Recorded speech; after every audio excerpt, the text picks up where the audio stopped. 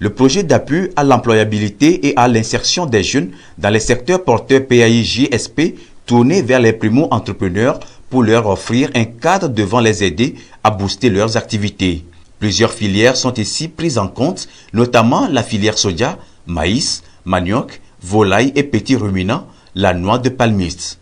À Sokodé, Kara et Dapaon, les assises avec les acteurs locaux ont permis de situer le rôle de prestation de services dévolus à des structures locales, dont l'agence d'appui aux initiatives de base Agaïb Central. Nous avons pensé déléguer notre responsabilité à certaines structures qui ont l'expérience dans l'accompagnement des jeunes ou des acteurs du développement à la base.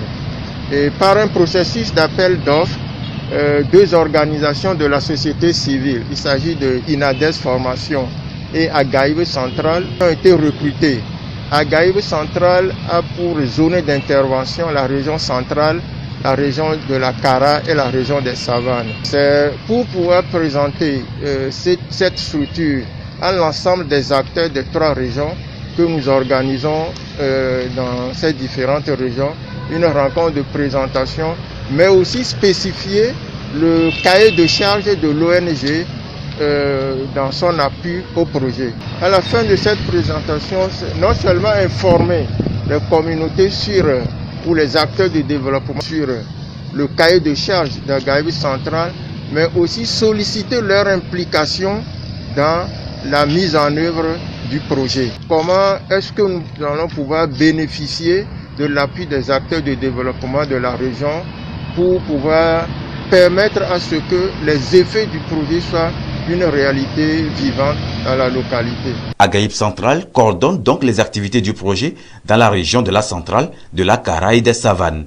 Avec la mise en œuvre de ce projet, l'on compte ce jour environ 35 000 jeunes bénéficiaires de l'accompagnement du PAI-JSP suivant l'approche chaîne de valeur comme mécanisme d'implémentation. L'approche chaîne de valeur a mis ensemble beaucoup d'acteurs. Vous avez les primo-entrepreneurs. Il y en a qui sont spécialisés en production végétale, d'autres en production animale. Essentiellement dans notre région, dans notre zone, il y a le soja, il y a le petit ruminant et la volaille. Et en amont, ces primo-entrepreneurs groupements sont en contrat avec les agrégateurs ou les PME, petites et moyennes entreprises. Et lorsque ce travail est fait, d'enroulement est fait, le rôle de l'IMF, l'agence de microfinance, intervient pour donner le crédit. Et quand les gens ont le crédit, ils procèdent à la mise en œuvre de leur plan d'affaires qui a été financé. Et donc, lorsqu'on a fini la production, il y a les agrégateurs qui interviennent pour acheter les produits et ils les remettent aux entreprises suggérantes qui vont les transformer et le mettre sur le marché. Sont concernés au PAI-JSP les coopératives de producteurs, les primo-entrepreneurs individuels et les entreprises structurantes.